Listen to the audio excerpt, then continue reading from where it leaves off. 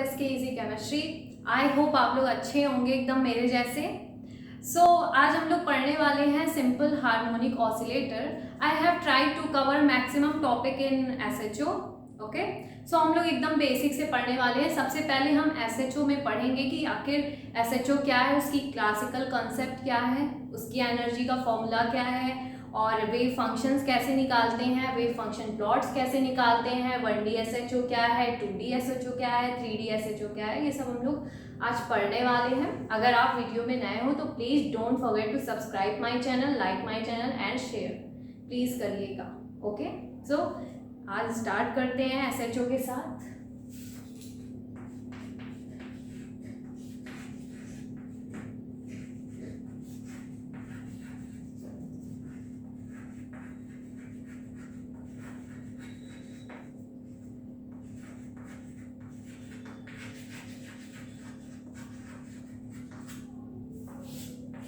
ठीक है, मान लो कि ये कोई सब्सटेंस है, ठीक है, और इस पे कोई स्प्रिंग लगी हुई है, ठीक है।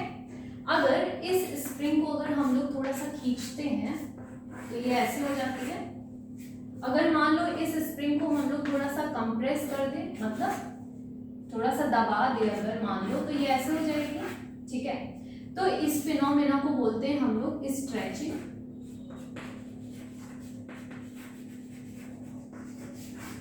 और इसे बोलते हैं कंप्रेशन।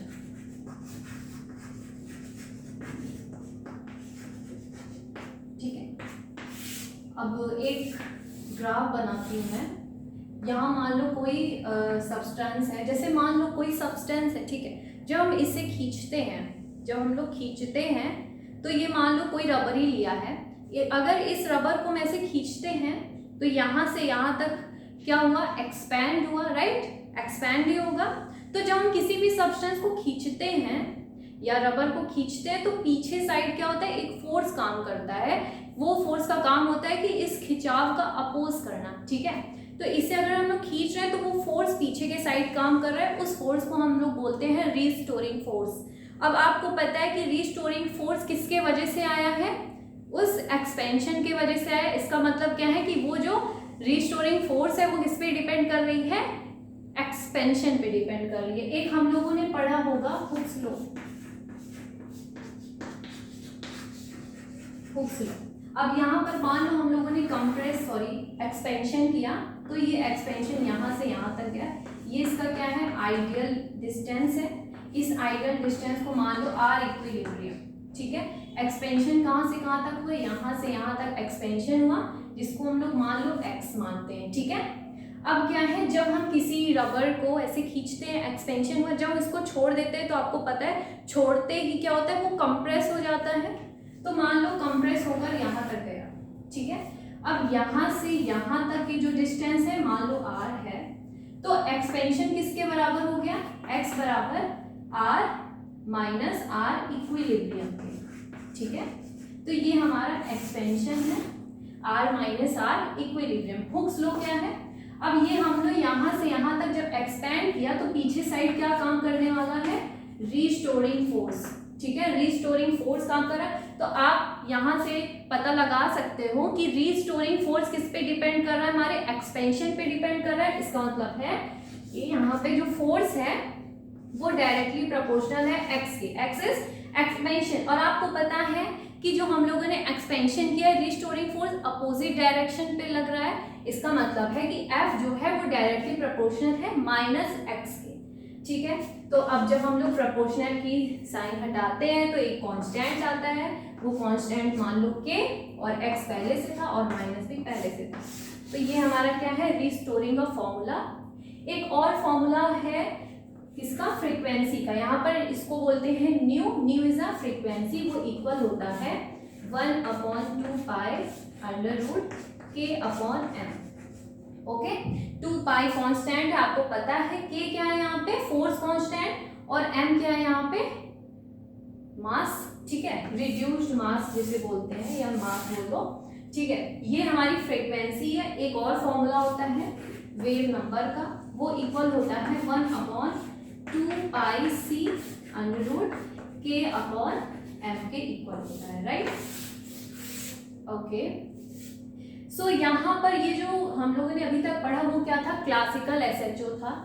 और इसमें हम एक फॉर्मूला पढ़ते हैं एनर्जी का। एनर्जी किसके बराबर होती है, energy is equal to V plus half H nu. V क्या है, where, V is energy levels, ठीक है। यहाँ पर क्या है, भी एनर्जी लेवल्स। एनर्जी लेवल्स कैसे, मान लीजिए अगर हम यहाँ पे फिर से ड्रॉ करते हैं ऐसे, ठीक है। सो ये क्या है, हमारे एनर्जी लेवल्स है। मान लीजिए V इज इक्वल टू 0 है, V is equal to 1, V is equal to 2, V is equal to 3, ठीक है। अब V की वैल्यू अगर हम 0 रखेंगे तो क्या आएगा, हाफ H न्यू। तो यहाँ पर क्या आ जाएगा, हाफ H न्यू, ठीक है, एनर्जी की वैल्यू। अगर V की वैल्यू अगर हम 1 रखते हैं तो यहाँ पर कितना आ जाएगा, 3/2H न्यू। ऐसे ही हम लोग एनर्जी लेवल्स को कैलकुलेट करते हैं। ये फॉर्मूला कहाँ से आया, ये फॉर्मूला आया क्वांटम से, ठीक है। तो क्वांटम में जो फॉर्मूला हम लोग पढ़ते हैं वो है E is equal to n plus 1/2H nu. यहाँ पर n क्या है, n ऑल्सो एनर्जी लेवल्स। वहां पर हम लोग क्लासिकल में V यूज करते थे, क्वांटम में हम लोग n यूज करने वाले हैं, मतलब सबका सेम होता है। अब जैसे हम लोगों ने 1D 2D 3D बॉक्स पढ़ा था तो उसमें n जो था वो 1 2 3 था। और यहाँ पर मतलब क्वांटम में जो हम लोग SHO पढ़ रहे हैं उसमें n की वैल्यू 0 1 2 3 लिख सकते हैं, क्योंकि जब हम लोगों ने 1D 2D 3D बॉक्स पढ़ा था उसमें n इज इक्वल टू 1 इसलिए रखा था, क्योंकि अगर वहां पर हम लोग n इज इक्वल टू 0 रखते तो वहां पर एनर्जी और वेव फंक्शन दोनों ही की वैल्यू 0 आ रही थी। बट ऐसा SHO में नहीं है। यहाँ पर अगर हम लोग n इज इक्वल टू 0 रख रहे हैं तो यहाँ पर कोई भी आंसर 0 नहीं आने वाला है, ना ही वेव फंक्शन ना ही एनर्जी, ठीक है। तो अब हम लोग डेराइव करने वाले हैं सबसे पहले कि ये वैल्यू कैसे आती है, ठीक है। तो स्टार्ट कर रहे हैं। ये समझ में आ गया होगा आपको, आप स्क्रीनशॉट ले लो, ओके।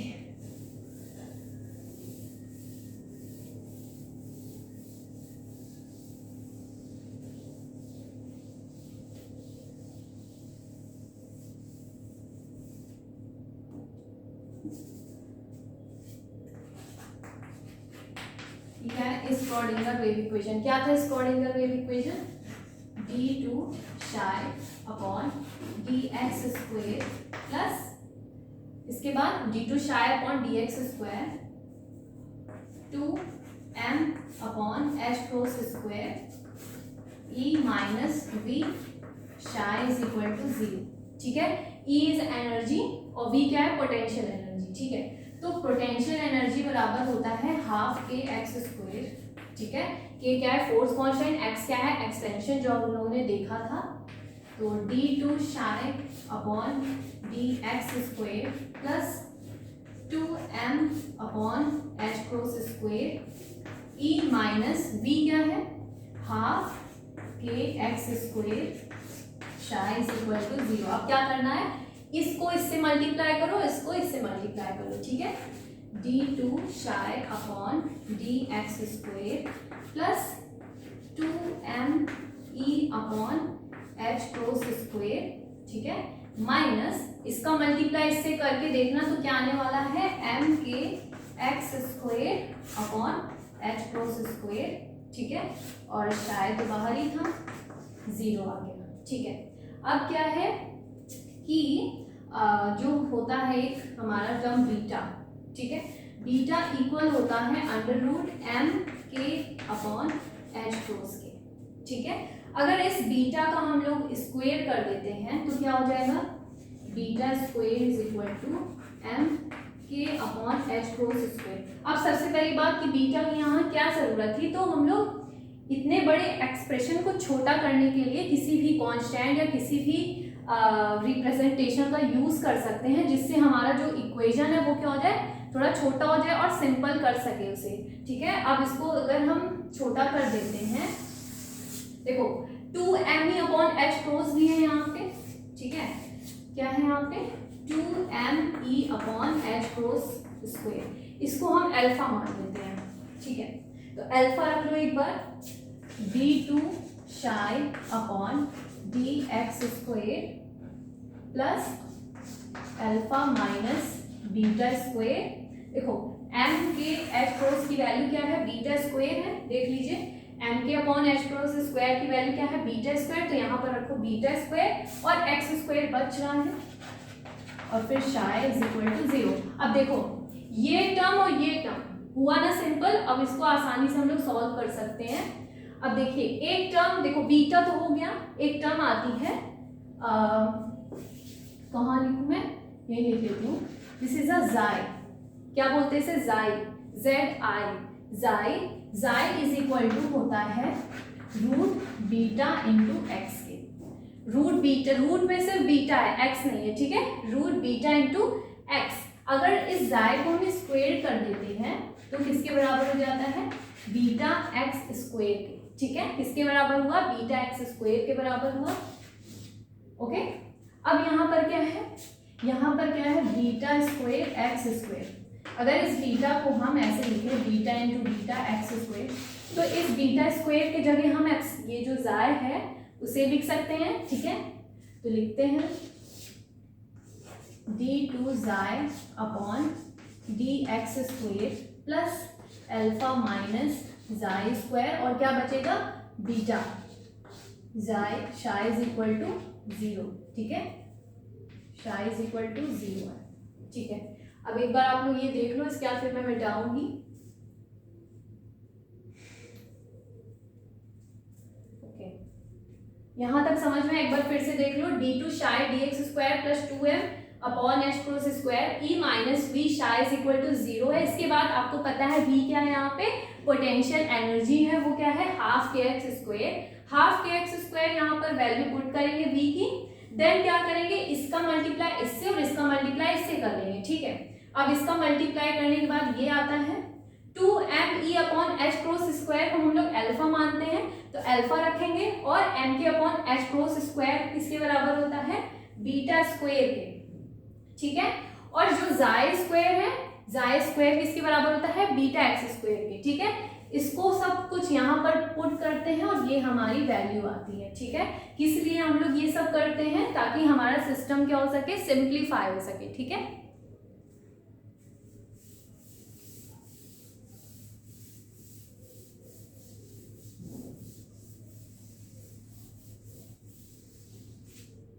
इसके बाद क्या करते हैं, देखो यहाँ के बाद ये जो आया है हमारा, अब यहाँ के बाद कुछ नए टर्म्स होते हैं, जैसे मान लो शाय, शाय आपका वेव फंक्शन है वो इक्वल होता है फाई, ये इसको क्या बोलते हैं xi e to the power minus xi square divide by 2, क्या है phi xi e to the power minus xi square divide by 2, ठीक है। अब क्या करते हैं, और एक चीज और, ये हमारा क्या है जाय स्क्वायर है, जैसे मान लो जैसे हम लोग एप्साइलन लिखे थे, एप्साइलन इज इक्वल टू क्या होता है रूट बीटा एक्स, ठीक है। अगर मान लो इसको छोटा जाय, मतलब जैसे मान लो कोई इतना बड़ा सिस्टम है उसके लिए जाय की वैल्यू क्या था रूट बीटा एक्स, लेकिन मान लो इतने के लिए निकालना है तो कैसे करेंगे D xi is equal to root beta D x, और आपको पता होना चाहिए ये बीटा कांस्टेंट है, क्यों, क्योंकि बीटा की वैल्यू क्या थी अंडर रूट एम के अपॉन एच क्रॉस थी, यहाँ पर m भी कांस्टेंट था, k भी कांस्टेंट था और h क्रॉस h अपॉन 2 पाई ये भी क्या है कांस्टेंट होती है, इसलिए यहाँ पर रूट बीटा भी कांस्टेंट है, इसलिए यहाँ पर d नहीं लिखा है। और d या डिफरेंशिएशन हम लोग केवल वेरिएबल्स के लिए ही यूज करते हैं, ठीक है। ओके अब अगर इसे हम d जाय स्क्वायर कर दें तो क्या हो जाएगा बीटा डी एक्स स्क्वायर हो जाएगा, इसमें कोई हेलीकॉप्टर की जरूरत तो नहीं है, ठीक है। ओके अब देखिए ये जो dx स्क्वायर है, dx स्क्वायर ऐसे लिख लिया, फिर ये dx स्क्वायर बराबर क्या हो जाएगा D xi square upon beta, D xi square upon beta हो गया। अब ये dx स्क्वायर की वैल्यू हम लोग यहाँ पर रखेंगे, ठीक है, तो देखो d2 जाय अपॉन dx स्क्वायर की जगह क्या लिखेंगे d xi square upon beta plus alpha minus xi square beta psi is equal to 0। अब ये क्या है, ये बीटा ऊपर चला जाएगा, क्या हो जाएगा यहाँ पे बीटा d2 शाय upon D xi square plus alpha minus xi square beta शाई इज इक्वल टू 0। हो गया। अब क्या करेंगे, LHS और ये RHS दोनों को हम लोग क्या करेंगे, बीटा से डिवाइड कर देंगे। ठीक है, ओके। सो यहाँ पर अगर हम बीटा से डिवाइड करेंगे क्या आएगा, d2 शाई upon d xi square plus यहाँ पर क्या आएगा, अल्फा अपॉन बीटा। यहाँ पर क्या आने वाला है, बीटा से बीटा कैंसिल, क्या बचेगा, केवल जाई स्क्वायर और शाई इज इक्वल टू 0।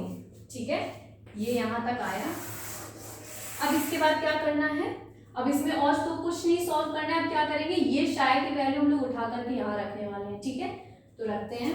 देखो d2 शाई की जगह क्या आएगा, 5 xi e to the power xi square divide by 2 upon d xi square.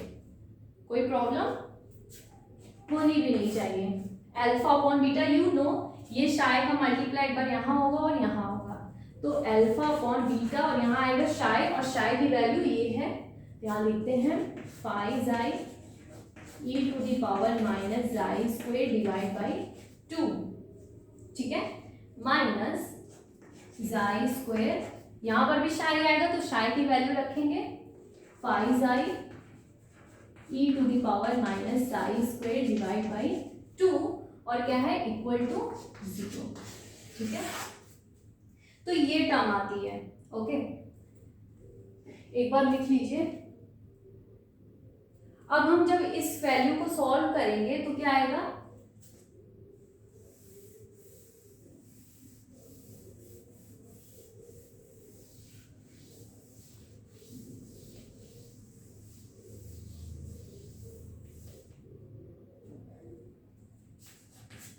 अब इसको जब सॉल्व, सॉरी मैंने तो मिटा दिया, एक मिनट लिख लेते हैं। इसके आगे आया था psi square e to the power minus xi square divide by 2 is equal to 0, यही आया था।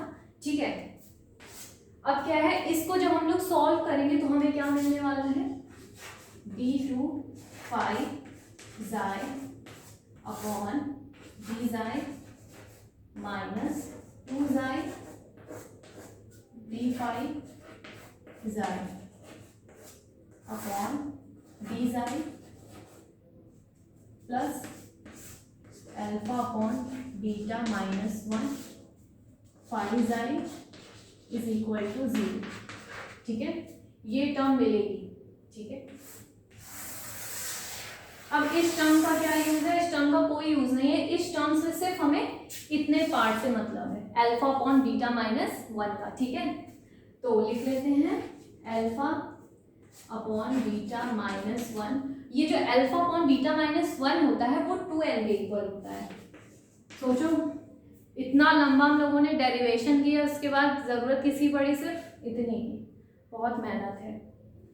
Alpha upon beta is equal to 2n, ये माइनस 1 उधर आएगा, क्या हो जाएगा, प्लस 1। ओके, सो मैं ये मिटा रही हूँ। Okay, alpha upon beta is equal to 2n plus 1। अब अल्फा और बीटा की वैल्यू आपको पता होनी चाहिए। अल्फा की वैल्यू क्या होती है, अल्फा इज इक्वल टू क्या होता है, mk h क्रॉस अपॉन क्या था,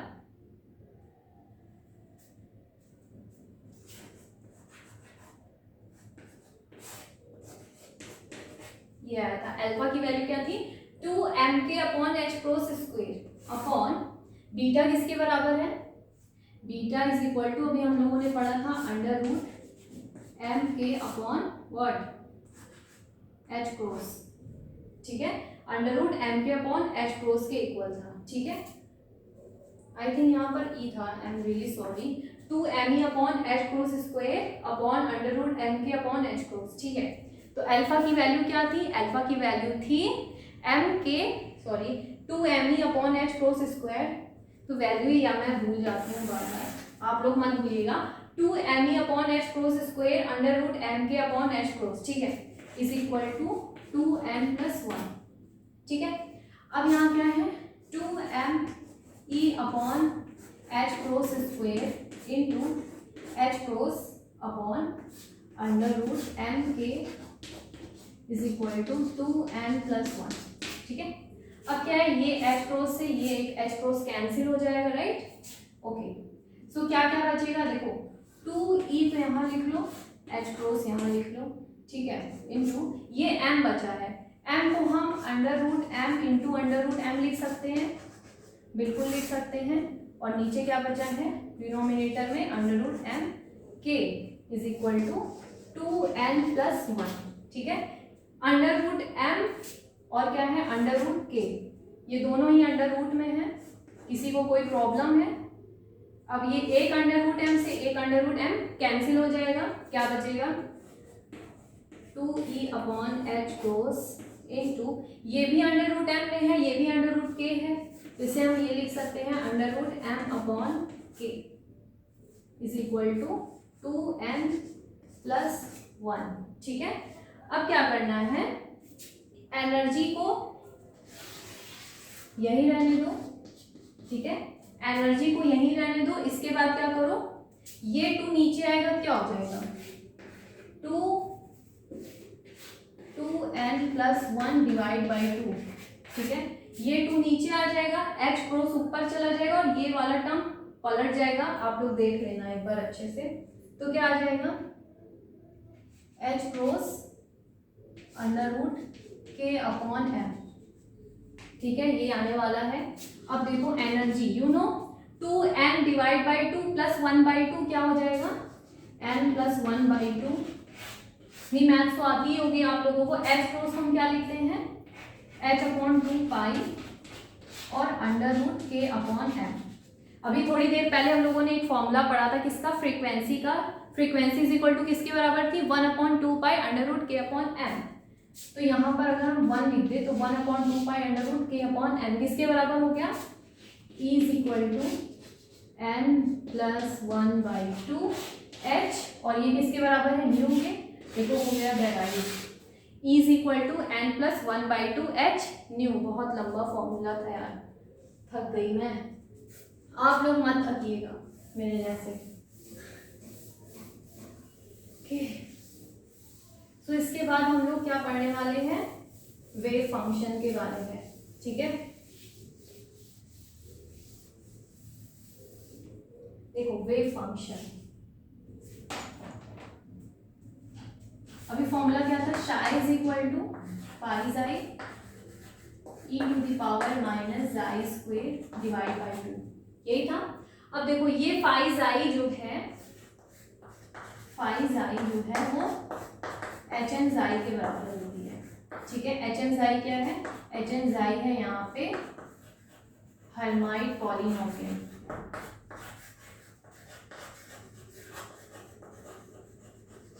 ठीक है, हर्माइट पॉलिनोमियल है। फाई जाई किसके इक्वल है, एच एन जाई। तो यहाँ पर शाई ना लिख करके एनर्जी लेवल्स के लिए हम लोग यूज करेंगे, इसलिए यहाँ पर लिखेंगे शाई N xi is equal to, ये फाई जाई की जगह हम लोग ये लिख सकते हैं, क्या हो जाएगा H N xi e to the power minus xi square divide by 2, ठीक है, ये हो गया। अब क्या है, ये जो वेव फंक्शन आया है वो नॉर्मलाइज्ड नहीं है, ये जो वेव फंक्शन है वो नॉर्मलाइज्ड नहीं है। तो नॉर्मलाइज करने के लिए क्या करते हैं, कुछ नहीं करना है, बस नॉर्मलाइजेशन कांस्टेंट लगा देना है, ठीक है। तो psi N xi is equal to what, N is your normalisation constant, H N xi फिर e to the power minus xi square divide by 2, ठीक है। अब यहाँ पर नॉर्मलाइजेशन कांस्टेंट कैसे निकालते हैं, वेरी सिंपल, कुछ नहीं करना, क्या लिखेंगे n के बाद क्या करने वाले हैं, इसका फॉर्मूला होता है 1 upon 2 to the power n, then n factorial beta by pi to the power 1 by 4। ये नॉर्मलाइजेशन कांस्टेंट निकालने का फॉर्मूला होता है किसमें, SHO में, ठीक है। अब 1D 2D में n वाला फॉर्मूला मत लगाना प्लीज, SHO में 1D 2D अलग है और SHO अलग है, ठीक है, ओके। सो अगर n इज इक्वल टू 0 हो, 1 हो, 2 हो, 3 हो, तो ये सब निकाल सकते हैं यहाँ पे। अगर सपोज करो n इज इक्वल टू 0 है तो कैसे हो जाएगा, n 0 is equal to under root 1 upon 2 to the power 0 into 0 factorial, ठीक है। Beta by pi to the power 1/4। ये पूरी टर्म तो 1 हो जाने वाली है, 2 टू दी पावर 0 मतलब 1, 0 फैक्टोरियल मतलब 1, तो 1 का अंडर रूट कितना आता है, 1 ही आता है। So n is equal to 0 किसके बराबर हो जाएगा, beta by pi to the power 1/4 के। ठीक है, तो 0 लेवल के लिए मतलब ग्राउंड स्टेट के लिए जो नॉर्मलाइजेशन कांस्टेंट आता है वो क्या है, beta by pi to the power 1/4। ठीक है, इसके बाद हम लोग फर्स्ट एक्साइटेड स्टेट का निकालेंगे। तो मैं निकाल नहीं रही हूँ, आप लोग खुद निकालोगे। n1 के लिए आता है 1/√2 beta by pi to the power 1/4। इसी तरह n2 के लिए आ जाता है 1/√8 beta by pi to the power 1/4।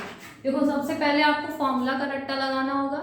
ठीक है, इसके बाद जब आप लोग नॉर्मलाइजेशन कांस्टेंट निकाल लोगे तो नॉर्मलाइजेशन कांस्टेंट की वैल्यू कितनी आती है उसे भी आपको निकालना होगा, क्योंकि एग्जाम में तो आप इतना लंबा फॉर्मूला तो नहीं निकालने वाले। ठीक है, तो प्लीज़ ग्राउंड स्टेट की n1 n2 तक की वैल्यू आप प्लीज़ याद करके रखना। ठीक है, तो यहाँ से हम लोगों ने नॉर्मलाइजेशन कांस्टेंट निकाल लिया है। ठीक है, अब हम इसके बाद बात करने वाले हर्माइट पॉलिनोमियल की। हर्माइट पॉलिनोमियल क्या है,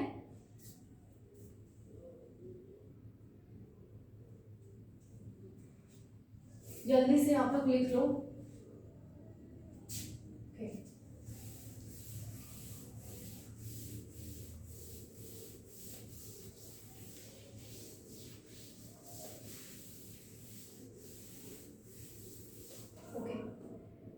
हर्माइट पॉलिनोमियल क्या है, एच एन ज़ाई।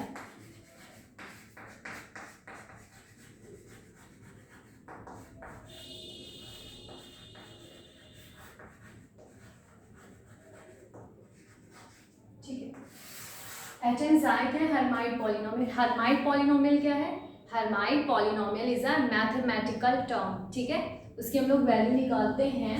देखो एच एन ज़ाई निकालने के लिए एक फॉर्मूला होता है, वो क्या है, -1 to the power n e to the power xi square d to the power n upon d xi to the power n e to the power minus xi square.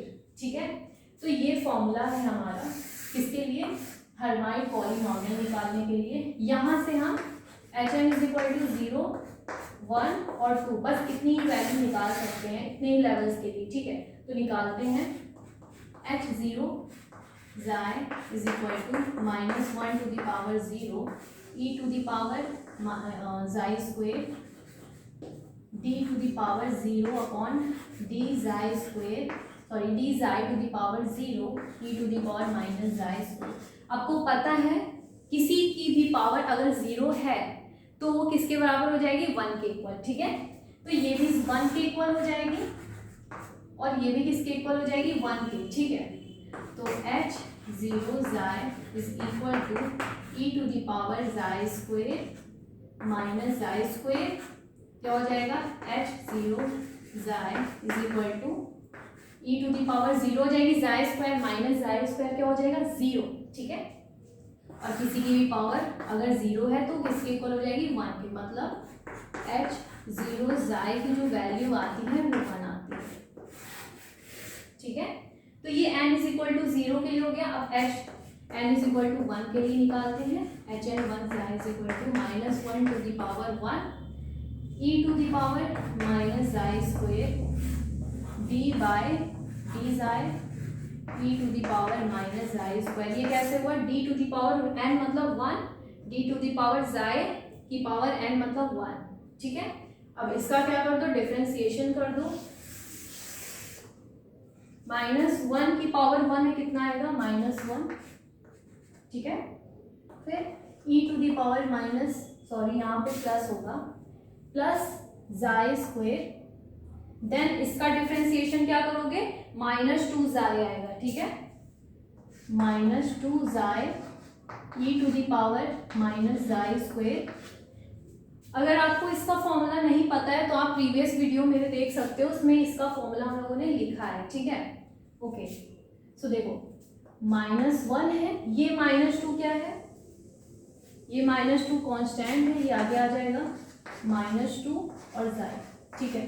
अब क्या है ई जाई स्क्वेयर और ये क्या है माइनस जाई स्क्वेयर। इन दोनों को अगर माइनस करेंगे क्या आ जाएगा 0 इंटू -2 जाई और ये क्या आ जाएगा ई की पावर 0, इसका इससे मल्टीप्लाई करोगे क्या आएगा 2 जाई इंटू 1, मतलब H1 जाई की वैल्यू कितनी आई 2 जाई, ठीक है।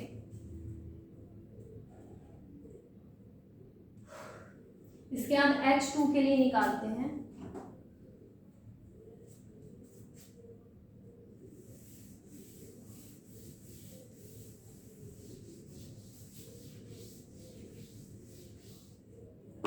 देखो अगर n इज इक्वल टू 2 रख देंगे तो क्या आएगा, देखो h यहाँ पर क्या लिखना है 2 xi is equal to -1 to the power 2 e to the power xi square d square upon d xi square e to the power minus xi square, ठीक है।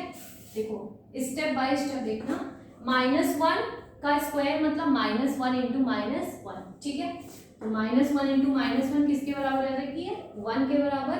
अब 1 का इससे मल्टीप्लाई करोगे कि तो क्या आएगा e to the power xi square, मतलब इतना ही टर्म आएगा। अब देखना d स्क्वायर जो d जाई स्क्वेयर है उसे हम ऐसे भी लिख सकते हैं ना d by D xi into d by D xi, ठीक है। और ये क्या है e to the power minus xi square, ठीक है। अब क्या करोगे इसका डिफरेंशिएशन कर दो e to the power xi square d upon D xi कितना आएगा -2 xi into e to the power minus xi square, ठीक है। अब यहाँ देखो -2 कांस्टेंट है वो आगे आ जाएगा -2 और e टू द पावर, देखो -2 आगे आ गया, -2 लिखा, then e to the power xi square और यहाँ पर क्या बचा d बाई डी जाई बचा। अब यहाँ पे एप्सिलॉन तो कांस्टेंट नहीं है, क्यों, क्योंकि इसकी वैल्यू कितनी थी √βx के, और यहाँ पर x आया, x मतलब यहाँ पे वेरिएबल है इसलिए ये कांस्टेंट नहीं है। d by D xi into e to the power minus xi square. अब यहाँ पे वही EUV वाला फॉर्मूला लगा दो, कौन सा, अगर डिफरेंशिएशन के साथ कोई दो फंक्शन आया हो, ये क्या है हमारा फर्स्ट फंक्शन और ये क्या है हमारा सेकंड फंक्शन, तो उसको कैसे करते हैं, सबसे पहले लिखेंगे first function differentiation of second function plus second function differentiation of first function. जिन्हें नहीं पता है वो प्लीज मेरी प्रीवियस वीडियो देखिएगा डिफरेंशिएशन की, ठीक है।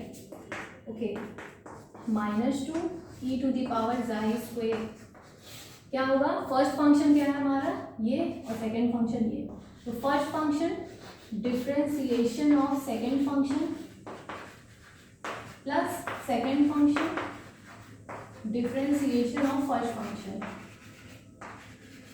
ठीक है। अब देखो ये और ये कैंसिल हो गया, -2 e to the power minus xi square, ये जाई एज इट इज लिख लो। इसका डिफरेंशिएशन क्या आएगा -2 xi into e to the power minus xi square plus e to the power minus xi square, लिख लिया। इसके बाद -2 e to the power xi square. अब देखो यहाँ पर भी e to the power minus xi square है, यहाँ पर भी वही है, तो क्या कर लो कांस्टेंट वो ले लो, कॉमन ले लो, e to the power minus xi square common ले लिया, क्या बचेगा यहाँ पे 2 जाई, इसका मल्टीप्लाई करो क्या आएगा -2 जाई स्क्वेयर प्लस 1, ठीक है। अब इन दोनों को अगर माइनस करें कितना आएगा -2 e to the power xi square minus xi square, ठीक है, -2 जाई स्क्वेयर प्लस 1, ठीक है। तो क्या हो जाएगा -2, ये क्या हो जाएगा e की पावर 0 हो जाएगा, e की पावर 0 मतलब 1, और यहाँ पर क्या बचा -2 जाई स्क्वेयर प्लस 1, ठीक है। इसका मल्टीप्लाई करो क्या आ जाएगा 4 जाई स्क्वेयर माइनस और माइनस प्लस कितना हो जाएगा माइनस और 2, ठीक है। तो H2 जाई की वैल्यू क्या आती है 4 जाई स्क्वेयर माइनस 2, ठीक है।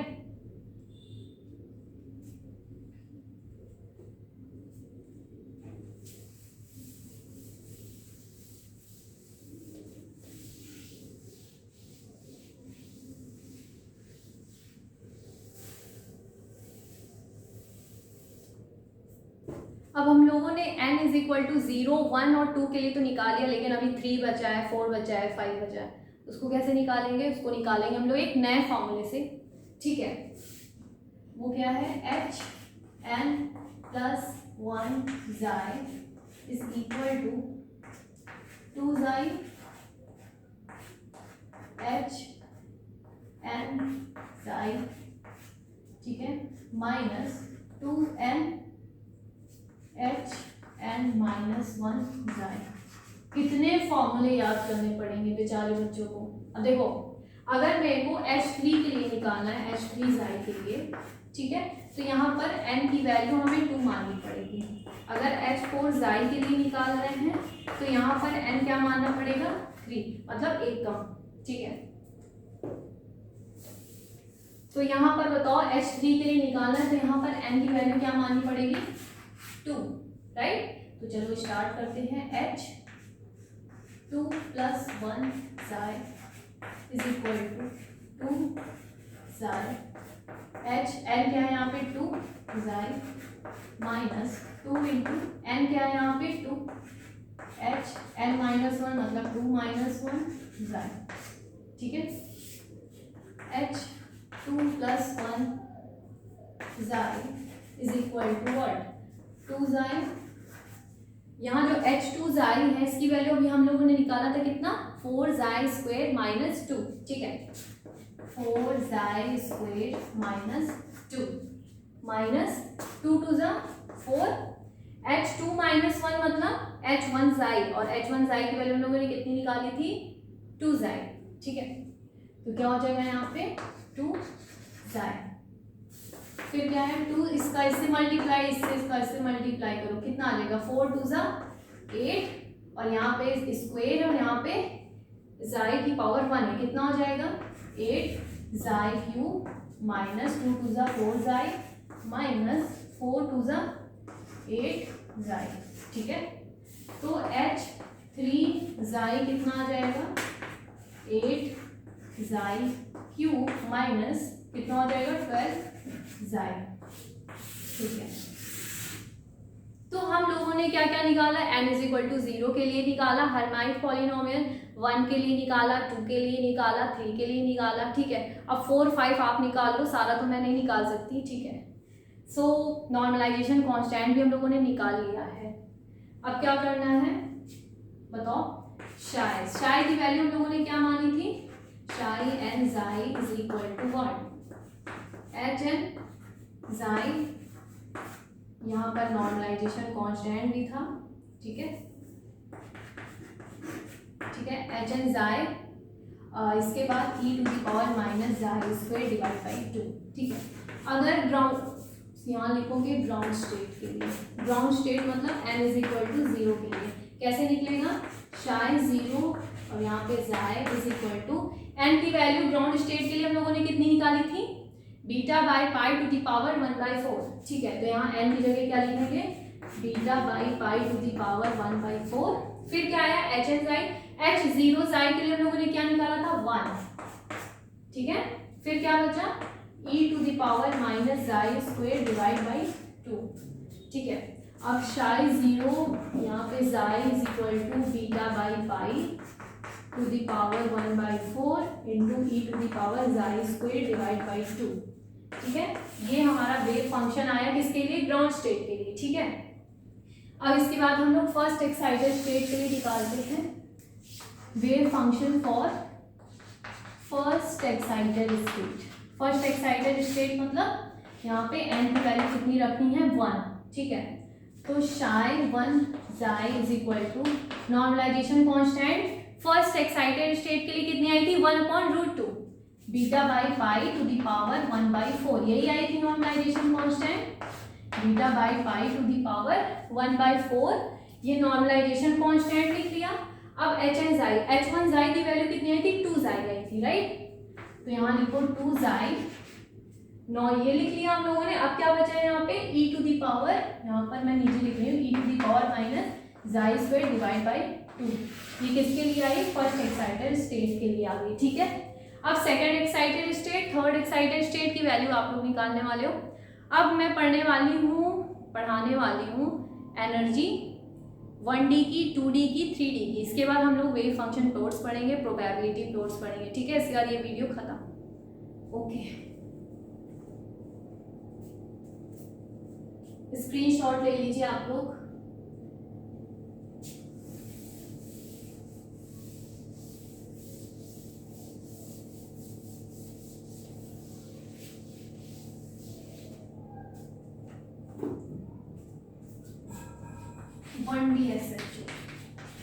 अभी हम लोगों ने थोड़ी देर पहले एनर्जी का फॉर्मूला निकाला था 1D के लिए, क्या था?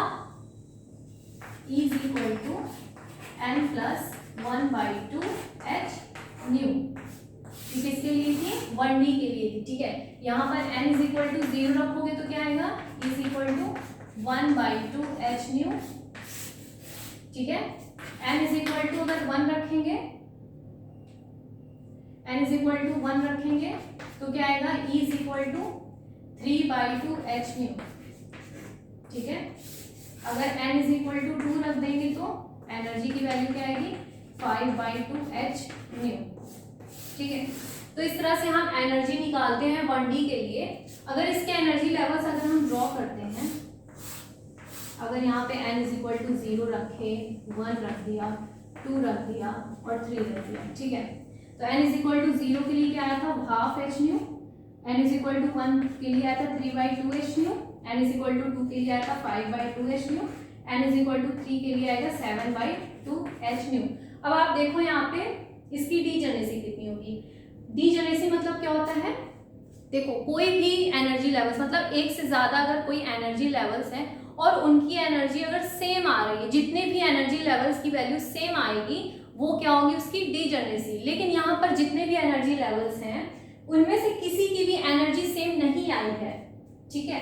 उसमें से किसी की भी एनर्जी सेम नहीं आई है, इसलिए यहाँ पर सबके लिए डीजेनेसी क्या होने वाली है? 1। मतलब 1D SHO में हो या 1D बॉक्स में हो, सबकी डीजेनेसी कितने आने वाली है? 1, ठीक है। तो ये हमारा 1D खत्म होता है। अब 2D पे आते हैं। 2D SHO, यू नो कि एनर्जी क्या होती है? एनर्जी होती है एडिटिव नेचर। तो 1D SHO के लिए एनर्जी कितनी आई थी? 1D के लिए आई थी n प्लस 1/2 h न्यू। तो यहाँ पर जो 2D SHO, यहाँ पर क्या हो जाएगी? E1 plus E2। E1 मतलब nx प्लस 1/2 और h new plus ny plus 1/2 h nu, ठीक है। देख लेते हैं E1 प्लस E2, राइट। तो यहाँ पर E1 के लिए क्या आएगी? nx plus 1/2 h new plus ny plus 1/2 h nu, ठीक है। तो इसको सॉल्व करोगे क्या आएगा? nx plus ny plus 1 h new. ये हमारी किसके लिए आई है? 2D के लिए, ठीक है। एक मिनट, ओके। तो ये किसके लिए आई है? 2D के लिए आई है। अब इसकी एनर्जी निकालते हैं हम लोग। देखो, ये nx लिख लो, ny। अब क्या क्या लिख सकते हैं? 0, 0, 0,1, 0,2, ठीक है, 0,3 और 1,1, 2,2 लिख सकते हैं। और क्या क्या लिख सकते हैं? 1,2, 1,3, 1,4, 1,3 लिख सकते हैं, 1,4। जितने भी आप एनर्जी लेवल चाहो लिखो। अब इन सब की एनर्जी कितनी आएगी? 0,0 के लिए एनर्जी कितनी आएगी? nx की जगह 0, ny की जगह 0 और प्लस 1 कितनी आएगी यहाँ पे? 1 h न्यू, ठीक है। 1 h न्यू। 0,1 रखोगे, यहाँ 0, यहाँ 1 और यहाँ 1, कितना आएगा? 2 h न्यू। यहाँ पर क्या आएगी? 2 h न्यू। इस पे लिखोगे क्या आएगी? 3 h न्यू। इसके लिए कितनी आएगी? 4 h न्यू। यहाँ पर कितनी आएगी? 3 h न्यू। इसके लिए 4 h न्यू। इसके लिए 5 h न्यू। इसके लिए 6 H न्यू, यहाँ पर 5H न्यू, इसके लिए 5H न्यू, इसके लिए 6H न्यू और यहाँ पर 7H न्यू। ठीक है, अब ये सबकी एनर्जी लेवल प्लॉट करते हैं।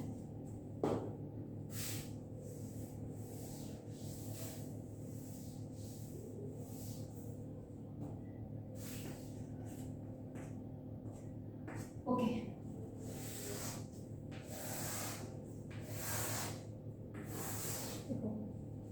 NX NY की बात करें, सबसे पहले क्या क्या आ सकता है, 1H न्यू, 2H न्यू, ये सब एनर्जी है, 3H न्यू और 4H न्यू। ठीक है, अब देखो 1H न्यू किसके लिए आया है, 0,0 के लिए। ठीक है, 2H न्यू किसके लिए आया है, 0,1 के लिए। आपको पता है अगर NX की वैल्यू अगर हम 0 रखेंगे और NY की वैल्यू अगर हम 1 रखते हैं तो NX की वैल्यू 1 और NY की वैल्यू 0 भी तो रख सकते हैं ना। इसका मतलब यहाँ पर दो पॉसिबिलिटी आ सकती है, 1,0 की। ठीक है, 3H न्यू है 0,2 के लिए, और किसके लिए हो सकती है, 1,1 के लिए भी हो सकती है। 0,2 के लिए है तो 2,0 के लिए भी होगी। 4H न्यू किसके लिए हो सकती है, 0,3 के लिए हो सकती है, तो 3,0 के लिए भी हो सकती है। ठीक है, 1,2 के लिए हो सकती है, तो 2,1 के लिए भी हो सकती है, और किसी के लिए भी नहीं होगी। राइट, ओके, तो यहाँ पर देखो 1H न्यू है तो डीजेनरेसी कितनी है, 1। डीजेनरेसी मतलब अभी बताया था, डीजेनरेसी मतलब कि कोई भी एनर्जी लेवल्स हो, अगर उनकी डीजेनरेसी उनकी अगर एनर्जी सेम आ जाती है तो उसे क्या कहते हैं, डीजेनरेसी। जैसे यहाँ पर 1H न्यू एनर्जी है तो कि एक एनर्जी लेवल है जो है 0,0, उसी की केवल एनर्जी 1H न्यू आई है। इसका मतलब है यहाँ जो डीजेनरेसी है वो 1 है। 2H न्यू के लिए अगर 0,1 था तो 1,0 भी हो गया, मतलब ये दो स्टेट हैं जिनकी एनर्जी क्या है, 2H न्यू है। तो यहाँ पर डीजेनरेसी कितनी आ गई, 2।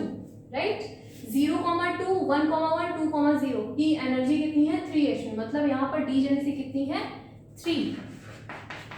यहाँ पर 4H न्यू के लिए देखो 0,3, 3,0, 1,2, 2,1, तो यहाँ पर डीजेनरेसी कितनी हो गई, 4। तो अब यहाँ पर गौर करने की बात है कि जितनी एनर्जी है उतनी ही डीजेनरेसी है, एनर्जी बराबर डीजेनरेसी। अगर 1H न्यू है तो डीजेनरेसी कितनी हुई, 1। अगर 2H न्यू एनर्जी है तो डीजेनरेसी कितनी हुई, 2। अगर 3 है एनर्जी हमारी तो डीजेनरेसी कितनी हो गई, 3। अगर 4 है तो यहाँ पर डीजेनरेसी कितनी हो गई, 4। ठीक है, तो यहाँ पर जो एनर्जी है वो किसके बराबर है, energy is equal to degeneracy. Right, okay, अब यहाँ पर हम लोग 3D SHO पढ़ने वाले हैं।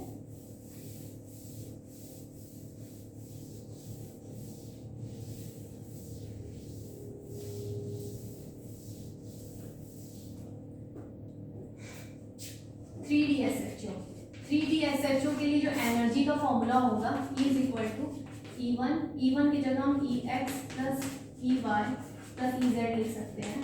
ठीक है, तो यहाँ पर जो एनर्जी आएगी उस तीनों को जोड़ दो और क्या आएगी हमारी, NX plus NY plus NZ plus 3/2 and H new. This is the energy for 3D SHO। ठीक है, तो यहाँ पर NX की वैल्यू, NY NZ की वैल्यू क्या है, 0,0,0 रख सकते हो, 0,1,1 रखो, 0,1 रखो, 0,02 रखो, 0,03। तो यहाँ पर बहुत सारी वैल्यूज आ जाएंगी जिसे हम लोग कैलकुलेट नहीं कर सकते, इसलिए एक फॉर्मूला होता है डीजेनरेसी निकालने के लिए, G is equal to n+1 n+2 divide by 2। This is the formula for degeneracy of 3D SHO। ठीक है, तो अब आपको पता है NX plus NY plus NZ को हम कलेक्टिवली N कह सकते हैं। ठीक है, कलेक्टिवली N कह सकते हैं, तो यहाँ पर एनर्जी का फॉर्मूला ये भी बन सकता है ना, n+3/2H न्यू। ठीक है, अब इसकी एनर्जी या डीजेनरेसी कैसे निकालते, कैसे क्वेश्चंस आते हैं, जैसे मान लो क्वेश्चन आया कि कोई भी सिस्टम है जिसकी एनर्जी है 3D SHO की 21/2H न्यू और इसकी डीजेनरेसी पूछ रही, तो कैसे निकलेगा, देखो इस क्वेश्चन में यहाँ पे जो एनर्जी दी हुई है वो 21/2 H है, ठीक है। तो यहाँ पर E is equal to n plus 3/2 H nu है।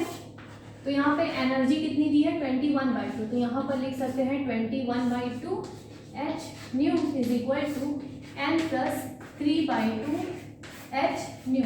यहाँ से H nu cancel, then 21/2 is equal to n plus 3/2। Okay, तो ये 21/2 वहीं रहेगा, 3/2 इधर आ गया, 21/2 minus 3/2 is equal to n। इसको क्या करोगे, 21 minus 3 is equal to n कितना आ जाएगा 20 90 80 18/2 इज इक्वल टू n। 2 9 18, तो यहाँ पे n की वैल्यू कितनी आ गई 9, ठीक है। n की वैल्यू 9 आ गई। यहाँ से आराम से हम लोग डीजेनेरेसी निकाल सकते हैं, कैसे, g इज इक्वल टू क्या होता है n plus 1 n plus 2 divide by 2। n की वैल्यू कितनी है 9 प्लस 1 कितना हो जाएगा 10 इंटू 9 प्लस 2 कितना हो जाएगा 11 डिवाइड बाई 2। 2 1 2 2 5 10, तो यहाँ पे डीजेनेरेसी कितनी आ गई 55। तो इस तरह से हम लोग 3D में हम लोग डीजेनेरेसी निकालते हैं, ठीक है। तो ये हमारा 1D 2D 3D SHO खत्म हो गया। अब हम लोग थोड़ा सा वेव फंक्शन प्लॉट पढ़ते हैं, इसके बाद फिर SHO खत्म मेरी तरफ से।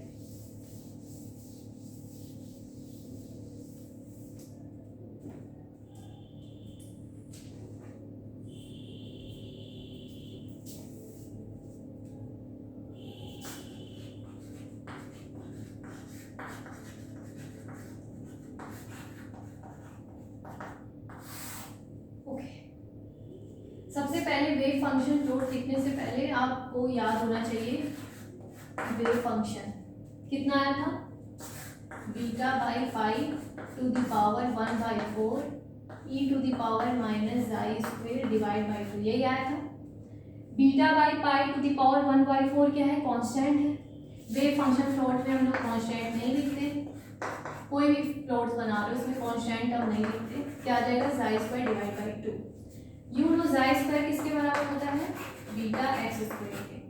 तो यहाँ psi 0 psi is equal to e to the power minus beta x square divide by 2। You know beta और 2 दोनों ही क्या है कांस्टेंट है, तो शाई 0 जाई इज इक्वल टू क्या बचेगा e to the power minus x square, ठीक है। ये हमारा मान लो x है और ये क्या है y। ये y किसके लिए है, वेव फंक्शन के लिए है, ठीक है। x क्या है, ये वेरिएबल है। ये क्या है हमारा 0। मान लो यहाँ चले 1 आया, यहाँ चले 2, ऊपर चले 1 और यहाँ पे 2। अपोजिट डायरेक्शन जाओगे, यहाँ -1 -2 -1 एंड -2, ठीक है। ये क्या है हमारा 0। अब मान लेते हैं एक टेबल बनाते हैं, ये x के लिए है और ये किसके लिए, शाई के लिए। अगर यहाँ पे x की वैल्यू अगर हम 0 रख देते हैं, 0 आ जाएगा और इसकी वैल्यू कितनी होनी है 1 के, मतलब x की वैल्यू अगर हम 0 रखते हैं तो हमारा जो वेव फंक्शन हमें मिलेगा 1, ठीक है। तो यहाँ x की वैल्यू यह क्या है 0 और वेव फंक्शन के लिए हमें क्या मिलेगा 1, मतलब यहाँ पे हमें कोई पॉइंट मिलने वाला है, ठीक है। अगर हम x की वैल्यू 1 रख देते हैं, x की वैल्यू 1 रखो, psi 0 is equal to what, e to the power -1 का square, e to the power -1। e to the power -1 की वैल्यू होती है 0.36, मतलब x की वैल्यू अगर 1 रखेंगे तो हमें क्या मिलेगा 0.36, ठीक है। अगर x की वैल्यू सपोज करो -1 रख देते हैं तो psi 0 is equal to e to the power, sorry यहाँ 0 नहीं होगा 1 और यहाँ पे -1 रखोगे, ठीक है, सॉरी 0 ही है। e to the power minus यहाँ क्या हो जाएगा -1 का स्क्वायर, और -1 का स्क्वायर करोगे तो 1 ही आता है और यहाँ पहले से ही माइनस है, अगेन क्या आ जाएगा e की पावर -1 जिसकी वैल्यू थी 0.36। मतलब यहाँ पर अगर x वैल्यू -1 भी रखते हैं तो हमें क्या मिलता है 0.36, मतलब x की वैल्यू अगर हम 1 रखेंगे तो हमें क्या मिल रहा है 0.36, 0.36 सपोज करो यहाँ कहीं है, राइट। अगर x की वैल्यू -1 रख रहे हैं मतलब यहाँ, और हमें क्या मिल रहा है 0.36, तो यहाँ पर 0.36 है यहाँ कहीं समझो, तो कैसे बनेगा हमारा ऐसे, ठीक है, ऐसे फोर्स मिलेगी हमें, इसके लिए ग्राउंड स्टेट के लिए, ठीक है। एक बार फर्स्ट एक्साइटेड स्टेट के लिए बना ले।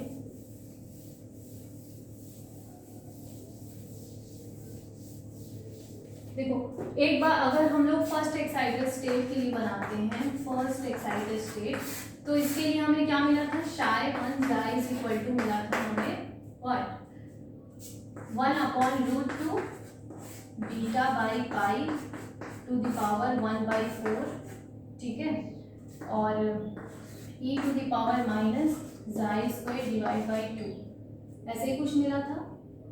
और हाँ हर्माइट पॉलिनोमियल इसका xi क्या होता है, psi की वैल्यू किसके बराबर होती है, नॉर्मलाइजेशन कांस्टेंट hn xi और e to the power minus xi square divide by 2, n की वैल्यू है ये hn xi मतलब फर्स्ट एक्साइटेड स्टेट के लिए h1 xi की वैल्यू कितनी आई थी 2 xi आई थी, ठीक है, और फिर e to the power minus xi square divide by 2। अब यहाँ पर देखो ये भी कांस्टेंट है, देखो क्या हो जाएगा xi1 is equal to xi into e to the power minus xi square divide by 2। आपको पता है xi बराबर क्या होता है रूट बीटा x, तो यहाँ पर रूट बीटा तो कांस्टेंट हो जाने वाला है, यहाँ पे क्या आ जाएगा x, और xi स्क्वायर मतलब बीटा एक्स स्क्वायर, और एक्स बीटा तो हमारा कांस्टेंट है, क्या आ जाएगा केवल माइनस एक्स स्क्वायर, ठीक है, ये आया इसके लिए प्लॉट के लिए। अब कैसे करते हैं, देखो ये क्या है x और ये क्या है y, y इसके लिए होता है psi के लिए, ठीक है, तो यहाँ पर ये तो 0 है हमारा, ये क्या है 1, ये क्या है 2, 1 2 -1 -2 -1 और -2, इसके लिए भी टेबल बनाते हैं। ये क्या है x और ये क्या है psi। अगर x की वैल्यू 0 रखेंगे, यहाँ पर अगर x की वैल्यू 0 रखेंगे तो क्या आ जाएगा 0, मतलब x की वैल्यू 0 रखेंगे तो psi की वैल्यू भी 0, मतलब यहाँ पर x की वैल्यू 0 रखेंगे तो यहाँ पर psi की वैल्यू भी क्या आने वाली है 0 आने वाली है, ठीक है। अगर x की वैल्यू हम 1 रख देते हैं +1 into e to the power क्या आ जाएगा -1, तो 0.36। अगर x की वैल्यू 1 रखेंगे तो psi की वैल्यू 0.36 आती है। अगर x की वैल्यू -1 रखेंगे तो क्या होगा -1 into e to the power -1, मतलब -1 इंटू 0.36 क्या आ जाएगा -0.36, मतलब x की वैल्यू अगर हम -1 रखेंगे तो psi की वैल्यू कितने आने वाली है -0.36, मतलब x की वैल्यू 1 रखा तो कितना है 0.36, 0.36 यहीं कहीं होगा, ठीक है, मान लो यहाँ कहीं है, ठीक है। -1 कहाँ है x के लिए, ये है -1 -0.36। अब -0.36 है तो उसके लिए हम कहाँ जाएंगे, नीचे जाएंगे, तो माइनस सोचो यहाँ पर कहीं होगा -0.36, तो अब इसको मिला दो ऐसे बन जाता है, ठीक है। तो ये किसके लिए प्लॉट हो गया, फर्स्ट एक्साइटेड स्टेट के लिए, ठीक है।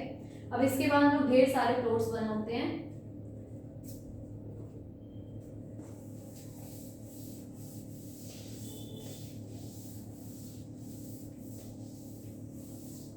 देखो अब क्या है, यहाँ पर लिखो लेवल्स और यहाँ पर लिखो नंबर ऑफ हम्स। अब ये हम्स क्या होता है, n इज लेवल्स और हम्स क्या है n+1, और हम्स कहते किसको हैं, ये मान लो दिस इज हम्स, ये सब क्या है हम्स है, ठीक है। n मतलब 0 1 2 3 4, n+1 मतलब 1 के लिए क्या हो गया 2 के लिए 3 के लिए 4 के लिए क्या हो गया 5, ठीक है, ये नंबर ऑफ हम्स है। अब n = 0 के लिए अगर हम प्लॉट बनाते हैं तो कैसे होगा, एक ही हम्स आएगा, n = 0 के लिए एक ही हम आया, n = 1 के लिए n = 1 के लिए 2 हम्स आएंगे, हमेशा राइट साइड से स्टार्ट करेंगे, इस साइड से, ठीक है। और देखोगे ये 1 और ये 2 है, चेक करना है कि जितने भी ऊपर होंगे हमारे हम्स वो ऑड नंबर में होंगे, जैसे ये 1 है, और जो नीचे होंगे वो किस में होंगे, इवन नंबर में होंगे, ठीक है। n इज इक्वल टू 2 के लिए हम्स कितने हैं, 3, 1 2 3, 1 2 3, देखो 1 भी ऑड है, 3 भी ऑड है, जितने भी ऊपर होंगे हम्स वो सब क्या होंगे, ऑड में होंगे, ठीक है, ऑड नंबर में होंगे। This is 1 and this is 3 और ये इवन है, नीचे है इसलिए, ठीक है।